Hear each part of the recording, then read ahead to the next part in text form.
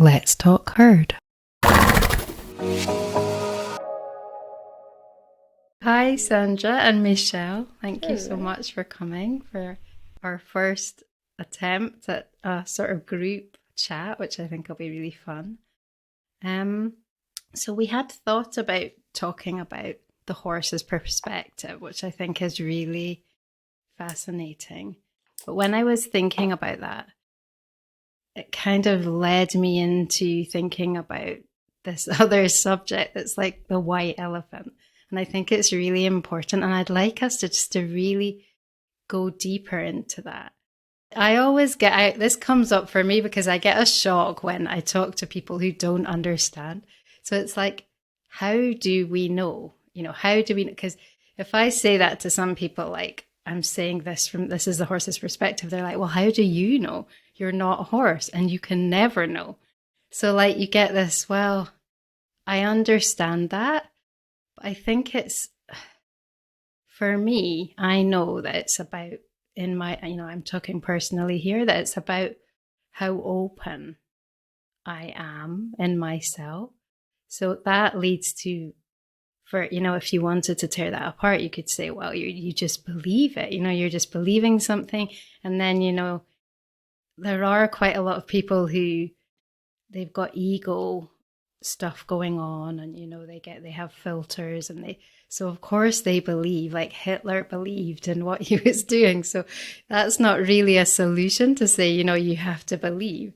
But I do think that without that, and it's not even necessarily belief, it's just openness, vulnerability, I feel like, to the possibility. Because a lot of people will say, I'm open, I'm really open, but I don't get anything. And I think then you're kind of not, because you sort of do when you're really. And I had that recent experience when one of our dogs died, and I just wasn't really feeling her there present now. And when I did, I heard her voice, and it was her personality. And so I'd be really interested just to go there and to see how you manage that whole subject, and yeah, how you really feel about that, and how to be sure that it's the authentic voice. Yeah. Well, I could start with a comment that, it became horses made it clear, or people say horses are partnering with humans in our awakening. And that awakening also, part of it means awakening to our non-mental abilities, these innate, right, beyond the five senses. So if you want to hear, receive, know, sense, feel, whatever, hear the horse's perspective, you have to get out of the thinking mind and the box we've been in, and start trusting. It isn't just believing. Yeah. It's seeing yourself as a multi-sensory being and going, okay, I'm honoring myself like that. And from that comes the knowing, because no one can make up what you receive. Right? You are the one that knows it's true. You are the one that sees patterns and goes, yeah. So the horses, right, their beingness not forces us, but let's just say inspires us. If we want to connect, we've got to go into our greater abilities. It's just waiting. Yeah, that is so true. It's that getting out of the mind, isn't it? And just, yeah. Yeah. What would you say about that, Michele?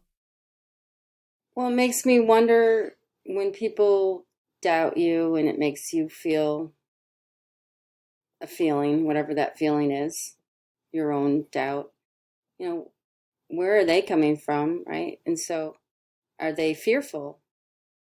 And so all we can do as a person is just be compassionate with them for where they're at. And I think your own personal doubt, I think that's really normal. And I think the best way in terms of building confidence around that, of course, is to get feedback from someone whose animal you're communicating with, obviously, right? Yeah, And that's then the true. more, accurate feedback you get, the more confident you feel. Um, but sometimes it has to be enough, just your own personal experience.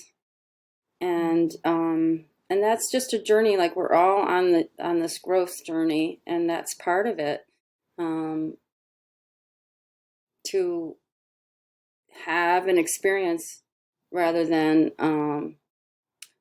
the concept, right? Yeah.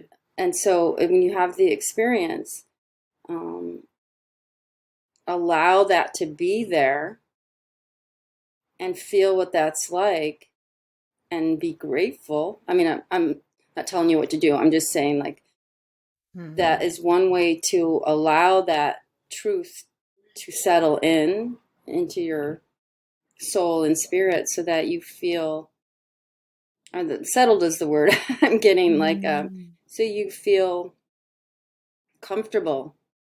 And you can only just look at other people with love and accept them Mm. for where they're at. Yeah. um, What would you say? Because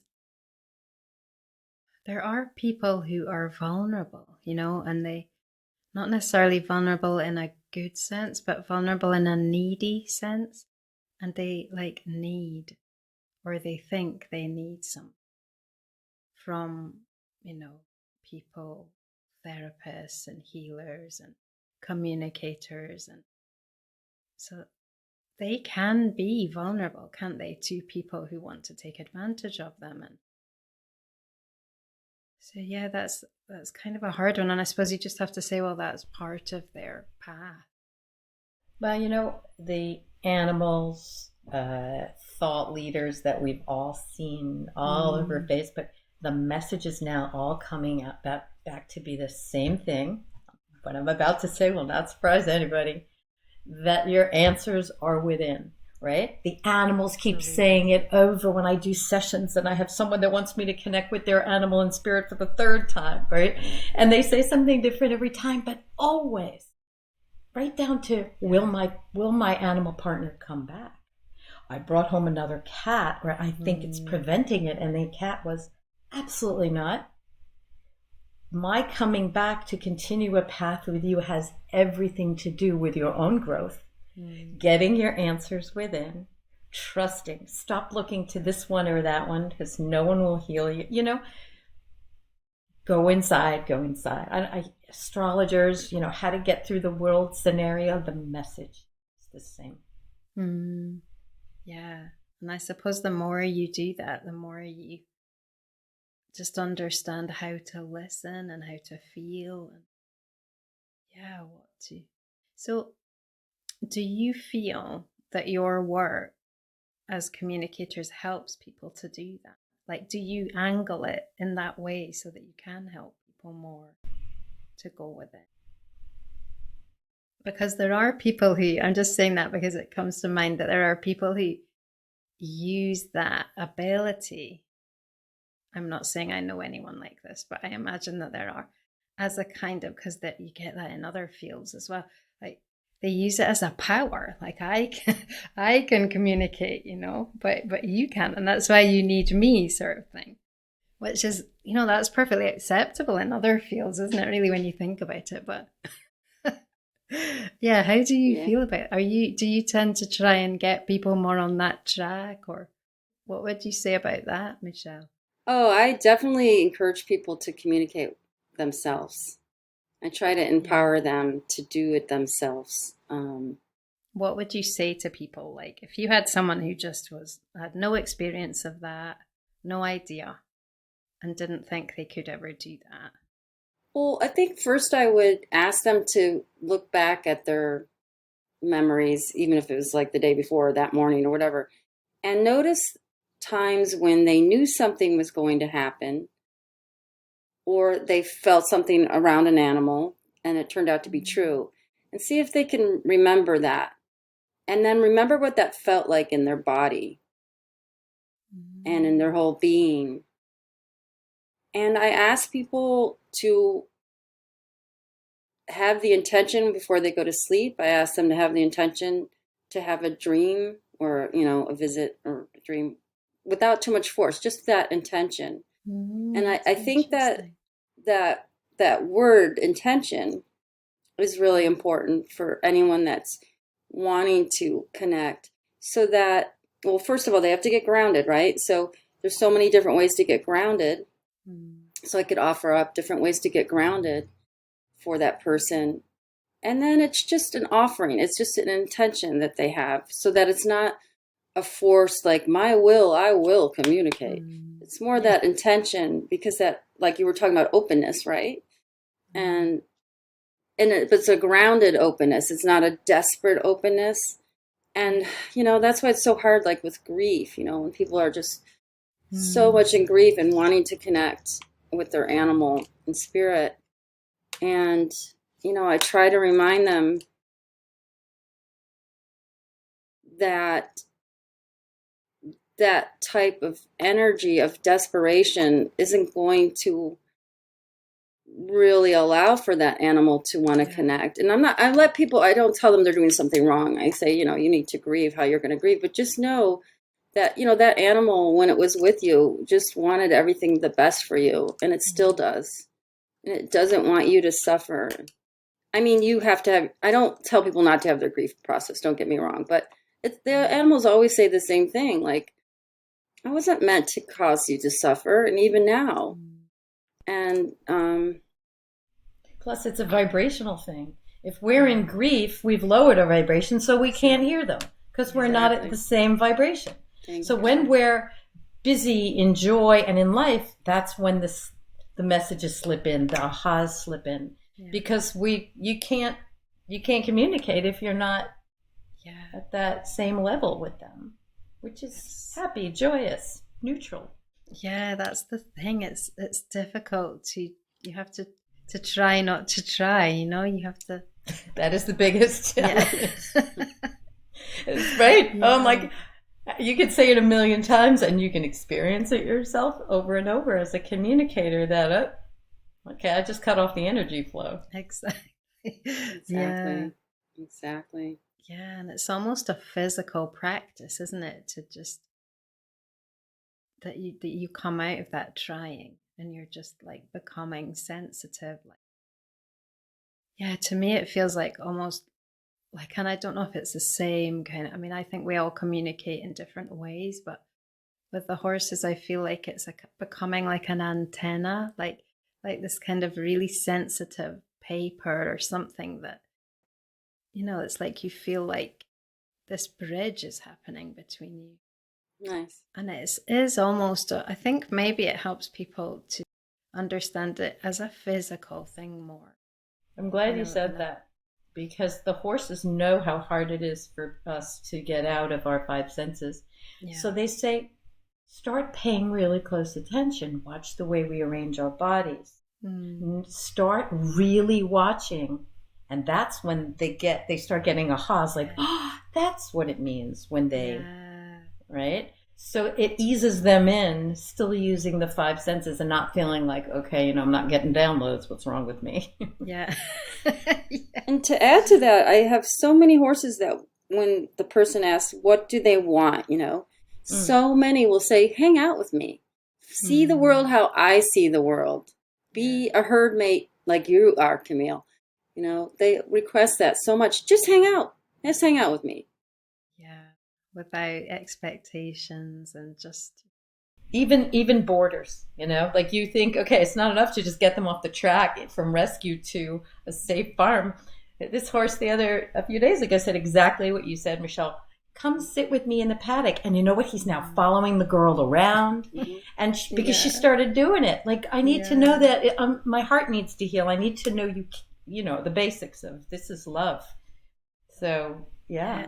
It kind of starts with there, doesn't it? I think what I realized when I was working with horses, like training all the time, I just realized how many stages I was like, how do you like it? Just jumping jumping. In French, there's this brûler les étapes. You burn the stages, like you're burning the bridges in a way.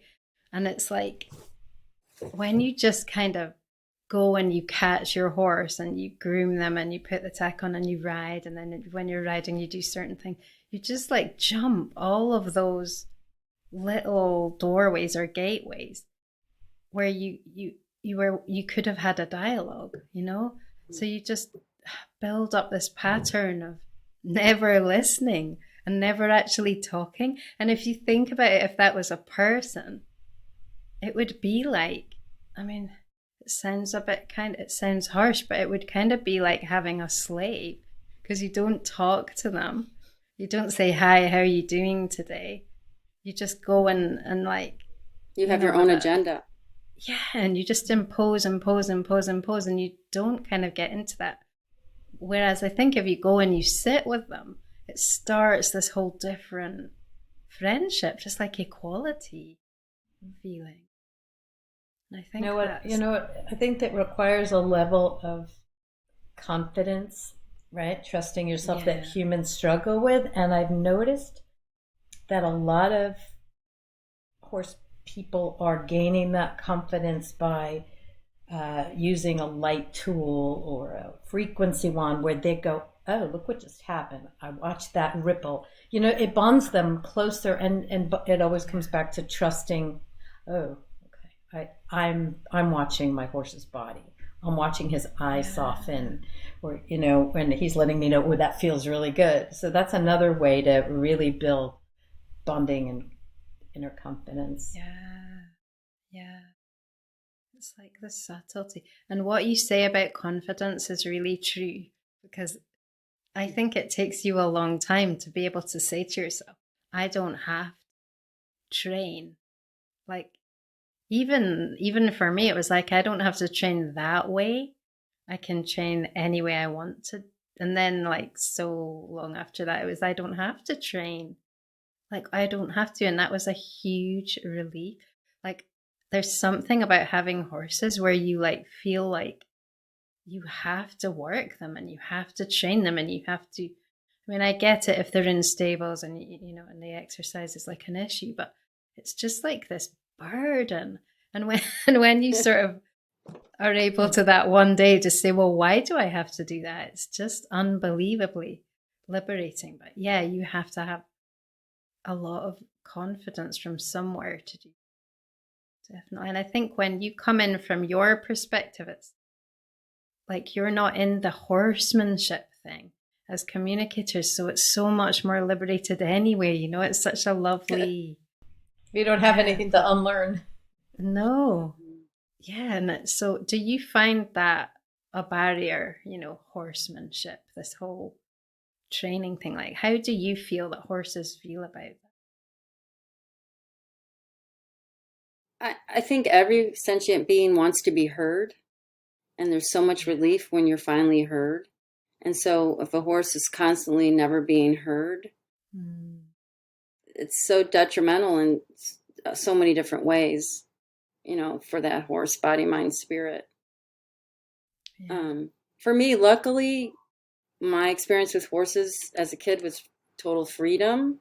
So I never took a riding lesson even. It was just get on the pony bareback and ride, and learn as you go. And so there was a lot of hanging out with horses, right? And so I was lucky around that. And then, so now, having been in the world of a little bit more in the world of, organized discipline for horses. There's that practical level, of course. They weigh 1,000 pounds, right? So you've got to be safe. So, and so, I get that. Why people can be so, uptight, oh, you've got to do it this certain way. I understand that. So again, coming back to, we have to understand where people are, coming from. There's a level, I feel like there's like a level of control people need to have with their horses. And sometimes so like so I do a few different things, right? So with communications, I find people usually are relieved because they've gotten confirmation that what they're doing is correct. And sometimes they're a little triggered because, oh, okay, my horse didn't like that. But then they usually are able to take that information, right? Because so many other things around the communication were accurate, right? So they're like, okay, I'm going to take that information and try a different way. Like, okay, so a 1-year-old I had the other day, the cross ties were just terrible for this 1-year-old. And this person was like, okay, I'm going to try it a different way. And that's a lot for a horse person to say, okay, I'm not going to use the cross ties. That was huge. Definitely.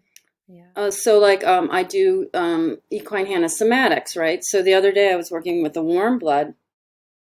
And what happens with the equine somatics is they really bond with you because you're helping them to get into the parasympathetic part of their brain. And this was the second time I worked with this big mare, and I could tell that the owner was a little triggered because I was bonded so much with her horse. And so I don't know why I'm getting into that subject, but I'm just saying, like, I guess my point is people get very attached to their horses, and they, you see that, like, or I guess any animal, any pet, you're going to get really attached. And if somebody seems like they're bonding more with them. So she had to look at inside herself, like, what is that about, And was she able to do that? I don't know. She didn't have me come back, and I felt like, I felt like some of it was around that, her own fears. But all I did was but I offered, let me show you, and I was showing her, let me show you what you can do on your own. So it's not just me coming and doing this movement with this horse, right? Because I want people to have that experience themselves. So, I offered what I could offer, and it is what it is, and people have their process. So, but the horse, benefited. And so, but I can't hang on to that. Like, hey, I got to push myself in there because, your horse is benefiting. No, you know what?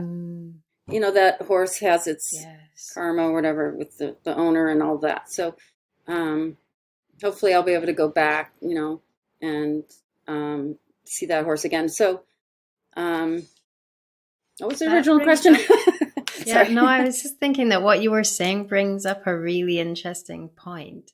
That's something that I think I've learned a lot. Like, I remember when I was younger, I was a lot more hard line about that, like more judgmental and critical. Yeah, a lot of judgment in the horse world. And I remember reading a book, and it was a book by Nikki Mackay. I think I've mentioned this before, called Spoken in Whispers, and she was quite an iconic, I think, animal communicator at the time.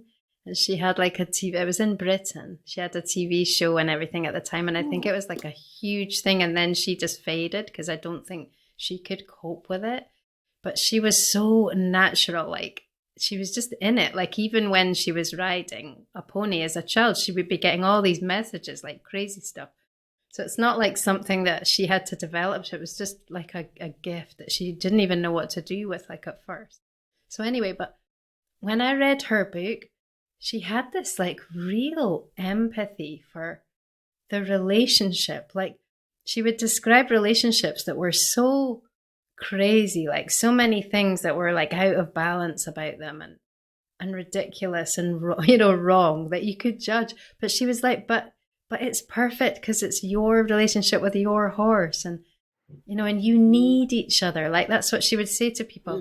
You need each other. And I just found that so refreshing at the time, because it was like, you've got this thing in you, like me personally, that you can like fix it all, and that, somehow that's what you're there. And then you really got to kind of rethink all of that, because like you say, that's her horse, and she can have that same bond. And if you can show her that, that's amazing. But it's like, it's not about sort of taking over. And so, yeah, it's really important. And the lessons, which Sandra was probably going to say, maybe, our life lessons, right? Our karmic lessons in our relationships with everyone and everything and every animal, right? Definitely, yeah. I think we need to have more reverence as human beings, maybe for others and their choices, you know, whether we like it or not. I'm learning. And you know what? And you know, I can't tell. I think the majority of the horses that I've communicated with also say things like, I'm more than just, his words, an imbecile show horse. I just do that to make her happy. She doesn't know I'm part of the team here. We're always working with energy. We're clearing your field. We're clearing your centers. We're working on the land. We're moving energy. We are energy beings, heart-centered energy beings. So they will make you happy if performance is what you want. Yeah. When you, like you say, see them from the eyes of equality and partnership and really paying attention to So you feel that's coming in more now, the equality, like. You know, it's funny because when we were talking about this interview coming up, and you're like, "Hey, I'd love to know what horses are up to now." So I'm at the farm where I listen to these animals, and across the whole paddock comes marching Will. He goes, "I'll tell you what's going on since you asked." I'm like, "Oh, that's good." I wasn't. And he's one of the horses, when you hear all the different levels, the ones that are really just coming out of rescue and learning how to be horses again and feel energy and what they're capable of, which is amazing. And then you got what he says, the bulk of loved horses are here, where they're increasing their energy abilities, and some people are a lot easier to be around, ones that are aware with their horse. It gives them a break. Anyway, he goes on about that. And then there are this is oddly where I started with the sages. At the beginning, I thought all horses were like that. I'm like, no, they're not. Yeah. And the horses at the farm will say, we're all here doing different things. We're not all like Honeybee and Jonah. So this is what Will said. He goes, we see humans, very basic stuff. We see humans paying more attention to us because they're learning everything we do has a purpose. More are learning how to feed us better things. Boarders still need to learn that spending non-work time with us is really important. Just hanging, thank you, Michele, hanging with us in the stall, or it's great when you hear the same thing everywhere, right? Yeah. Just hanging with us in the stall or paddock says you want to see through our eyes. We also see more of you moving away from mass programming, thank goodness. How else can you hear your own heart speak or let in guidance from all around you? There is so much waiting if each of you would take the time out of your day and sit and listen, feel, sense, and start to trust the knowing inside. We wish we could remind you of this every day.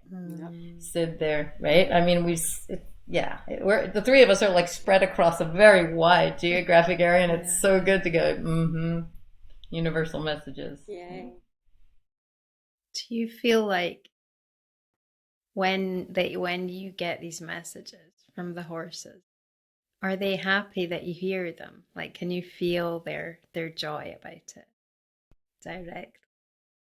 Michele, you want to? Yeah, I think I mentioned that before. Everyone wants to be heard. Every being on the planet wants to be heard. Oh, it's hilarious. Do you see massive differences in the voices, Michele? Like, the real feisty one and the sage, like all the, I'd love to hear what you hear. I mean, it's, no one ever really asked me to describe it. So, definitely, how do I describe it? Definitely, its personality and definitely, different voices, which I honestly can't replicate, to be honest, much as I might want to.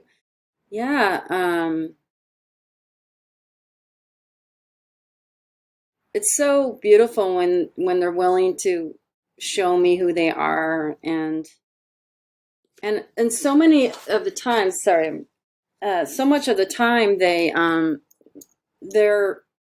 their guardians know more than they realize they know. Like, once they see the communication, they're like, I knew that. Yeah, that's right. I do know that about them. Oh, yeah, that is how my horse is or my animal is. And that's really cool because people don't realize what they know. And there's always relief after they are heard. And whether the person makes the changes that they ask for or not, they're just always relieved to be heard. And it's important that people don't feel guilty, like, I'm not hearing my horse, only you can hear them, or something like that. People gotta that really gets in the way. We have to accept what is, and where we're at, and people need to remember that. And they only want the best for us, as Sandra was saying, they only want the best for us, and they're so willing to give. And they want us to feel what they feel, which is, in the moment, feeling supported in the world, no matter what's going on, no matter how the circumstances might seem. There's still that center that they have, and they want us to have that too. And, we're all in the same aquarium, same vibrational, same water, or, whatever. And so we can share that experience, and they offer that knowledge to us. And that's why I think that's a huge reason why we're attracted to animals as pets, or even animals in the wild. Because of that. It's not just because it feels cozy to hug them or whatever. It's what they're offering us as an example. They're always showing us that example. So I saw, what you kind of wanted to start with as well, like Sandra did, and I tried. Okay, I'm going to do a little homework. So, so I sat in meditation, and as opposed to, just maybe talking to one of the horses that I know, and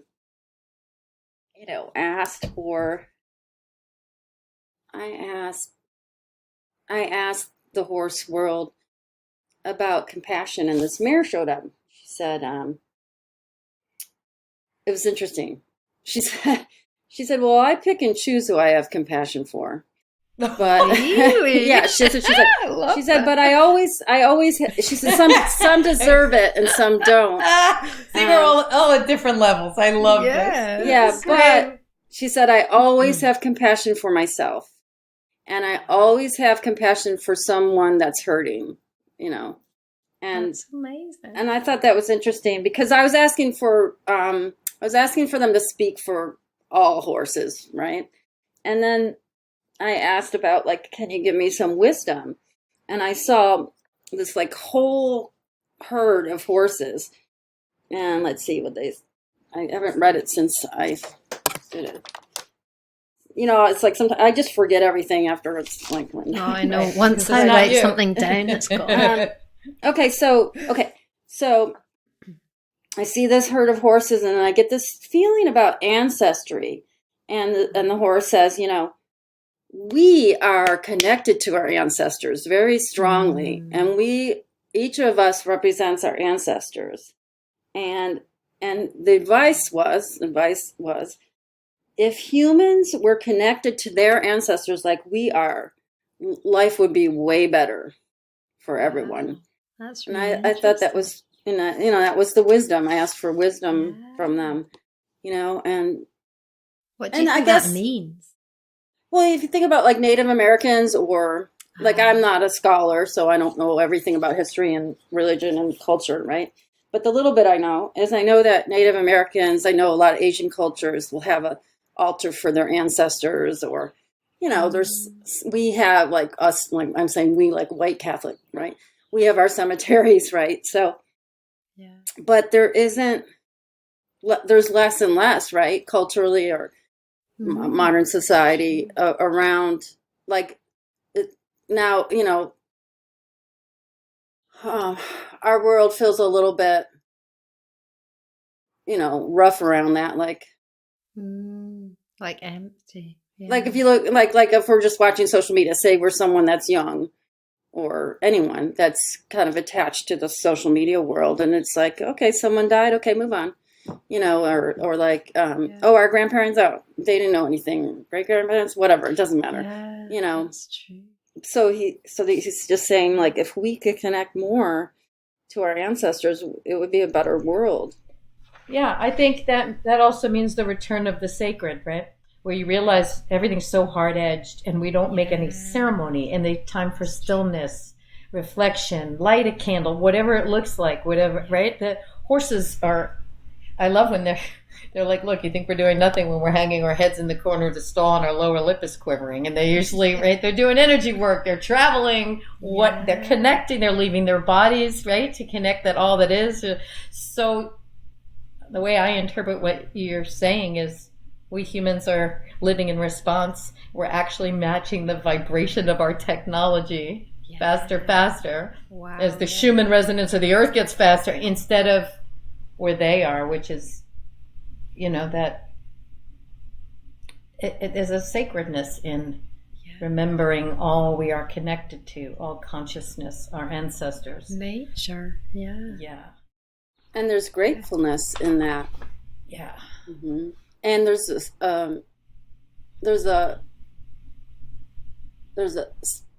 a holding, like there's a way to be held by our ancestors, and they are being held. They can have a horse that's really abused can still have this honor and because it can hold on to that ancestral memory.